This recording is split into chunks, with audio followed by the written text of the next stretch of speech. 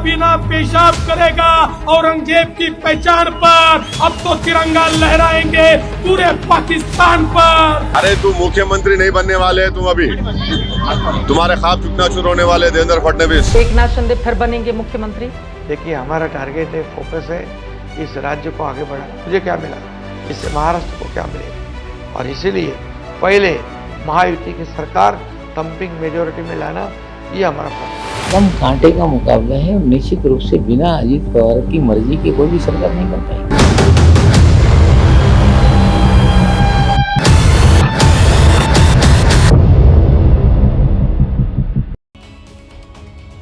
महाराष्ट्र विधानसभा चुनाव के नतीजे आने में बस कुछ ही घंटों का वक्त बाकी रह गया।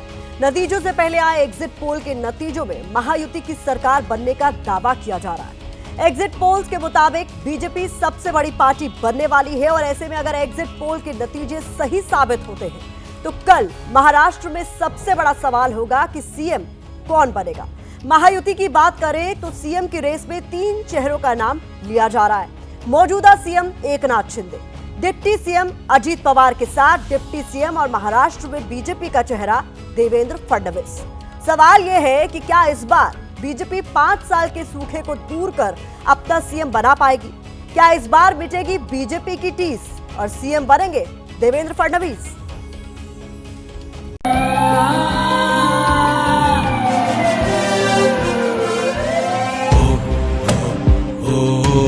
FBI बोले तो तुरंत एक्शन, कड़क डिसीजन, गुनेगारांना फुल टू टेंशन, पब्लिक संरक्षण हेच एक mission, Fadnavis bureau of investigation. ये सिर्फ एक वीडियो या फिर महाराष्ट्र के चुनावी कैंपेन का हिस्सा भर नहीं है। ये वीडियो बता रहा है कि इस बार देवेंद्र फडणवीस को लेकर उनके समर्थकों के मन में क्या है और खुद फडणवीस के मन में क्या है। वीडियो ये बताने के लिए पेश किया गया है कि जब 2014 से लेकर 2019 तक फडणवीस महाराष्ट्र के सीएम की कुर्सी पर बैठे थे तो राज्य की कानून व्यवस्था कितनी मजबूत थी।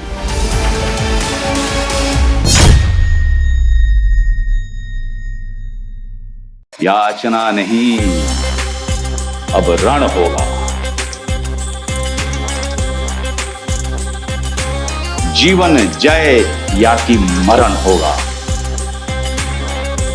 पूरे चुनावी कैंपेन में देवेंद्र फडणवीस महाराष्ट्र में बीजेपी के सबसे मजबूत चेहरे और सबसे सशक्त आवाज बनकर दिखाई और सुनाई दिए हैं।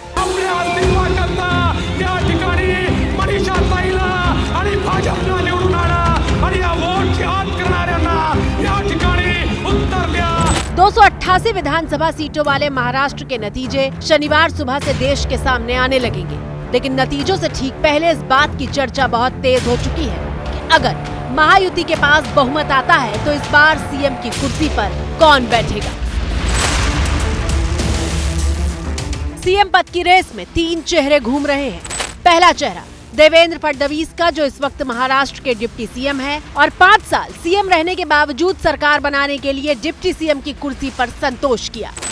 दूसरा चेहरा है एकनाथ शिंदे का, जो शिवसेना से अलग होने के बाद बीजेपी के साथ आए और इस वक्त मौजूदा मुख्यमंत्री हैं। तीसरा चेहरा है अजीत पवार, चाचा शरद पवार की पार्टी से अलग होने के बाद बीजेपी से हाथ मिलाया और फिलहाल महाराष्ट्र के डिप्टी सीएम की कुर्सी पर बैठे हुए हैं। लेकिन देखिए कैसे नतीजे आने से ठीक पहले महाराष्ट्र के पूरे शहर में अजीत पवार के समर्थकों ने उनके भावी सीएम के पोस्टर लगा रखे हैं। हम बारी बारी आपको तीनों चेहरों की ताकत और कमजोरी बताएंगे और ये भी बताएंगे कि सीएम पद की रेस में कौन कितना आगे चल रहा है और कौन पीछे। लेकिन सवाल ये है कि क्या बीजेपी महाराष्ट्र में 5 साल का सूखा खत्म कर पाएगी? क्या इस बार बीजेपी महाराष्ट्र को अपना सीएम दे पाएगी? इस सवाल का एक संकेत उस वक्त मिला था जब गृह मंत्री अमित शाह ने महाराष्ट्र में रैली की थी और क्या कहा था, आप सुनिए। महाराष्ट्र में महायुति की सरकार बनने जा रही है। महायुति की सरकार नरेंद्र मोदी जी और देवेंद्र फडणवीस जी पर महाराष्ट्र की जनता का जो भरोसा है, वो भरोसे के आधार पर यहां एनडीए की सरकार बनने वाली। और अमित शाह ने चुनावी रैली में फडणवीस का नाम लेकर कोई पहला संकेत नहीं दिया था। 10 नवंबर को अमित शाह जब मुंबई में बीजेपी का घोषणा पत्र जारी कर रहे थे, तब सुनिए उन्होंने क्या कहा था। अभी महाराष्ट्र में युति सरकार का नेतृत्व एकनाथ शिंदे जी कर रहे हैं। एकनाथ शिंदे जी हमारे मुख्यमंत्री है और चुनाव के बाद मुख्यमंत्री कौन होगा, तीनों पार्टियां इकट्ठा बैठकर इसका तय करेगी। हम शरद पवार जी को कोई मौका नहीं देंगे। हालांकि ऐसा नहीं है कि सिर्फ फडणवीस के नाम के ही संकेत मिले हैं। प्रधानमंत्री मोदी ने महाराष्ट्र की अपनी चुनावी रैलियों में मंच से शिंदे की तारीफ करके कुछ और ही इशारा किया था। महायुति के 2.5 वर्षों में महाराष्ट्र ने विकास के नए रिकॉर्ड बनाए। शिंदे जी की कमान में 2.5 वर्षों में महाराष्ट्र को उसका गौरव वापस मिला है, विकास का भरोसा वापस मिला है। हमारी सरकार मुंबई को कनेक्टिविटी की हर परेशानी से मुक्ति दिलाना चाहती है और शिंदे जी ने और देवेंद्र जी ने अभी विस्तार से इसका वर्णन भी किया है। सब जानते हैं कि राजनीति संकेतों पर ही चलती है और छोटे से छोटे संकेत का बहुत गहरा मतलब होता है। बीजेपी ने सीएम के चेहरे पर अब तक सस्पेंस बरकरार रखा है। ये बीजेपी की खास रणनीति का हिस्सा हो सकता है, क्योंकि लोकसभा चुनाव नतीजों के बाद पार्टी अपना हर कदम फूंक फूंक कर रख रही है। तो सवाल यह है कि अगर बाजी बीजेपी के हाथ में रही तो क्या पार्टी देवेंद्र फडणवीस को सीएम बनाएगी? और 54 साल के देवेंद्र फडणवीस ही महाराष्ट्र के सीएम बनने के लिए बीजेपी की पहली पसंद क्यों होंगे? अब आपको ये बताते हैं। ये क्या यहाँ पर हो रहा है? यहाँ पर आकर हमको धमकियां दी जा रही है। यहाँ पर आकर औरंगजेब का महिमा मंडन हो रहा है। मैं बता देना चाहता हूँ, भारत का जो सच्चा मुसलमान है वो भी औरंगजेब को अपना हीरो नहीं मानता। वो लाइन सुनी है ना आपने, न देखा न सुना। इस बार महाराष्ट्र विधानसभा चुनाव में प्रचार के दौरान देवेंद्र फडणवीस का जो अंदाज दिखाई दिया, वो पहले ना तो देखा गया था और ना ही सुना गया था। हुए सी कुत्ता भी ना पेशाब करेगा औरंगजेब की पहचान पर। अब तो तिरंगा लहराएंगे पूरे पाकिस्तान पर। देवेंद्र फडणवीस ने पूरा चुनाव खुद को सीएम पे साबित करते हुए लड़ा।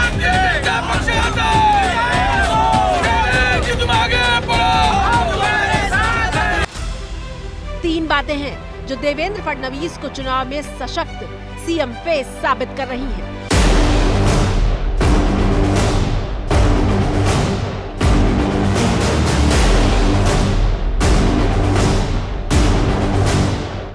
पहली वजह, फडणवीस ने बीजेपी की तरफ से पूरे महाराष्ट्र में सबसे ज्यादा रैलियां की हैं।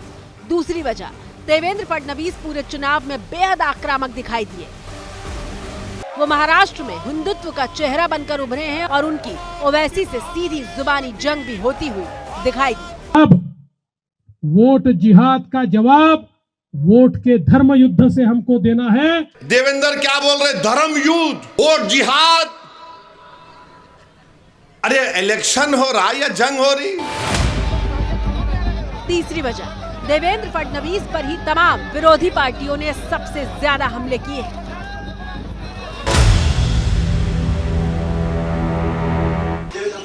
देवेंद्र फडणवीस कौन है? वो क्या शिवाजी महाराज के बारे में बात करें? उसने क्या सम्मान किया? मूर्ति गिराई ना, यही सम्मान है। ये तो हुई चुनावी कैंपेन की बात, लेकिन इसके अलावा वो क्या वजह है जो देवेंद्र फडणवीस को सीएम के तौर पर मजबूत दावेदार बना रही है? फडणवीस के पक्ष में जो अगली बात जाती है वो है उनका आरएसएस बैकग्राउंड से आना। 20 नवंबर को महाराष्ट्र विधानसभा चुनाव के लिए वोटिंग हुई और वोटिंग खत्म होते ही देवेंद्र फडणवीस बुधवार शाम को ही नागपुर में राष्ट्रीय स्वयंसेवक संघ के मुख्यालय पहुंचे थे। सूत्रों के मुताबिक फडणवीस करीब 15 से 20 मिनट तक संघ के मुख्यालय में मौजूद रहे और इस दौरान उनकी मुलाकात आरएसएस प्रमुख मोहन भागवत और पूर्व महासचिव भैयाजी जोशी से हुई। देवेंद्र फडणवीस ने इसे सद्भावना यात्रा बताया है, लेकिन इस मुलाकात का राजनीति के गलियारे में काफी चर्चा है। आरएसएस ने जमीनी स्तर पर भी बीजेपी का वोट शेयर बढ़ाने के लिए काफी काम किया है। हम आपको बता दें कि देवेंद्र फडणवीस नागपुर की दक्षिण पश्चिम सीट से चुनाव लड़ रहे हैं और नागपुर में ही आरएसएस का मुख्यालय है।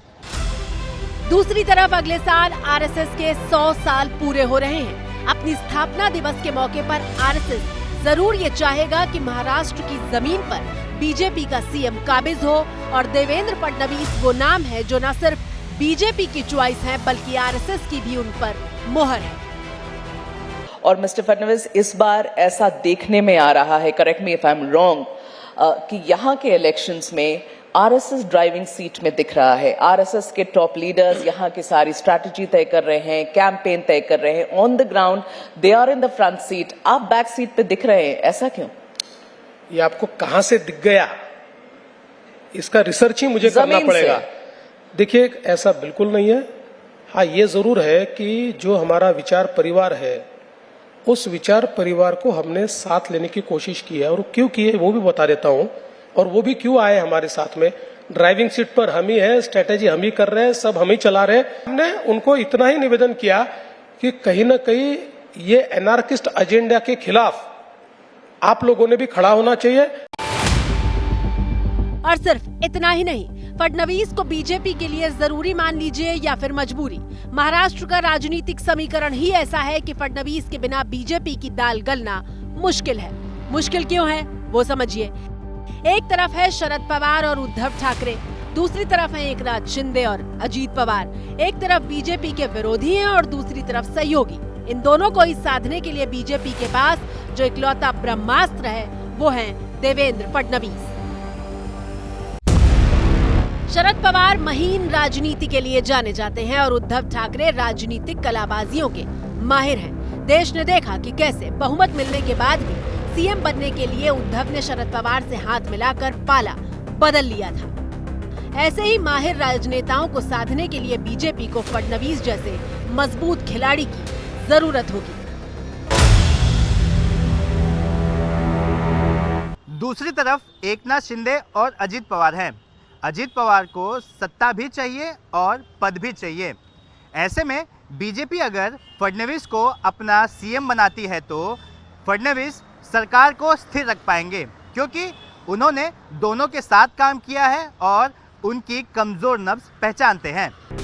हालांकि एग्जिट पोल की बात करें तो एक्सिस माई इंडिया के एग्जिट पोल के मुताबिक एकनाथ शिंदे आगे निकलते हुए दिखाई दे रहे हैं। 31% लोग एकनाथ शिंदे को सीएम के पद पर देखना चाहते हैं, जबकि 12% लोगों ने फडणवीस के नाम पर मुहर लगाई है। लेकिन ध्यान रखिएगा, ये एग्जिट पोल है जो कभी भी बदल सकता है। मेरा पानी उतरता देख मेरे किनारे पर घर मत बसा लेना।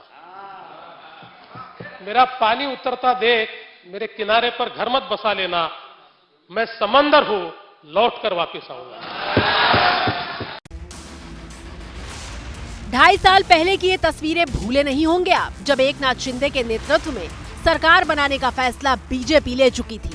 देश को ये बताने का जिम्मा पार्टी ने देवेंद्र फडणवीस को सौंपा था, लेकिन उन्होंने साफ कह दिया था कि वो सरकार में शामिल नहीं होंगे। मैं इस सरकार को पूरे तरीके से सहयोग करूंगा, मैं सरकार के बाहर रहूंगा और इस सरकार को सफल बनाने हेतु जो जो चीज करना आवश्यक है ऐसी सारी चीजें हम मिलकर करेंगे, मेरा विश्वास है। फडणवीस के मन में क्या था ये हिंदुस्तान जान गया था, लेकिन फिर आलाकमान ने फडणवीस पर दबाव बनाया और बीजेपी के शीर्ष नेतृत्व की बात के आगे उनको झुकना पड़ा था।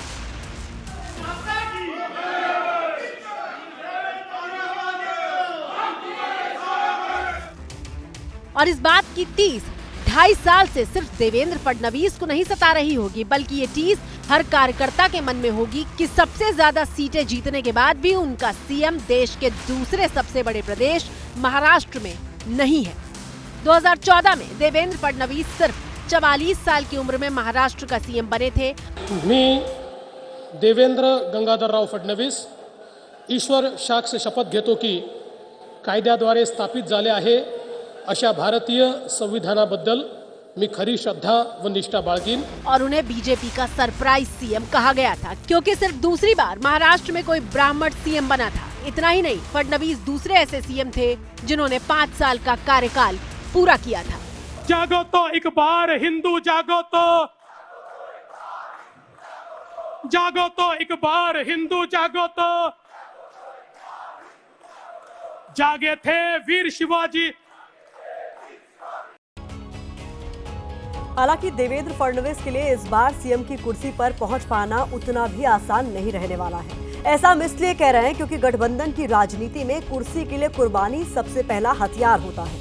अगर शिंदे और अजीत पवार अड़ जाते हैं तो पीछ का रास्ता निकालने के लिए फडणवीस को एक बार फिर से कुर्बानी देनी पड़ सकती है।